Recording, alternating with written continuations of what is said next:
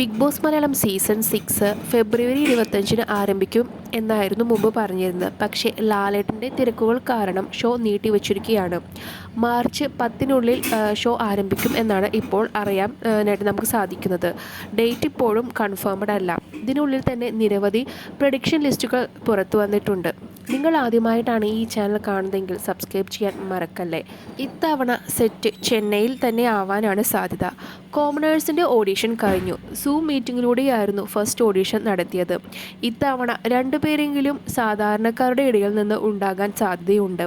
പിന്നെ മറ്റൊരു പ്രത്യേകത എന്ന് പറയുകയാണെങ്കിൽ ഈ സീസണിൽ താരദമ്പതികൾ ഉണ്ടാവാനുള്ള സാധ്യത വളരെയധികം കൂടുതലാണ്.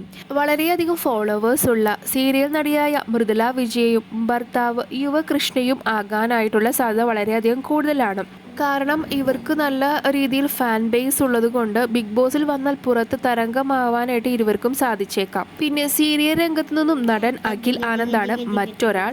പിന്നെ പറയുന്നത് ഫുഡ് വ്ളോഗറായ കേരള ഫുഡി ഇത്തവണത്തെ സീസണിൽ ഉണ്ടാകാനായിട്ട് ചാൻസ് ഉണ്ട്. പിന്നെ മറ്റു സീസണിൽ നമ്മൾ പറഞ്ഞു കേട്ട ഒരു പേരാണ് ജോസഫ് അന്നംകുട്ടിയുടേത്. അദ്ദേഹവും ഇത്തവണത്തെ സീസണിൽ ഉണ്ടാകുമെന്നാണ് അറിയാനായിട്ട് സാധിച്ചത്. മോട്ടിവേഷണൽ സ്പീക്കറും റേഡിയോ ജോക്കിയുമാണ് ജോസഫ്. മോഡലും ബിസിനസ്സുകാരിയുമായ ലിയാൻഡ്ര മരിയ, ബിസിനസ്സുകാരനായ അജ്മൽ ഖാൻ എന്നിവരാണ് പ്രഡിക്ഷൻ ലിസ്റ്റിൽ പുതിയതായിട്ടുള്ളത്. അടുത്തിടെയായി ചില വിവാദങ്ങളിലൊക്കെ നിറഞ്ഞിരുന്ന ആളാണ് അജ്മൽ. ബിഗ് ബോസിനും അങ്ങനെയുള്ളവരെയാണല്ലോ ആവശ്യം. ആരൊക്കെയാണ് നിങ്ങൾ കാണാനായിട്ട് ആഗ്രഹിക്കുന്നത് എന്ന് കമൻറ്റായി രേഖപ്പെടുത്തൂ. കൂടുതൽ ബിഗ് ബോസിൻ്റെ വാർത്തകൾക്കായി ഈ ചാനൽ സബ്സ്ക്രൈബ് ചെയ്യുക.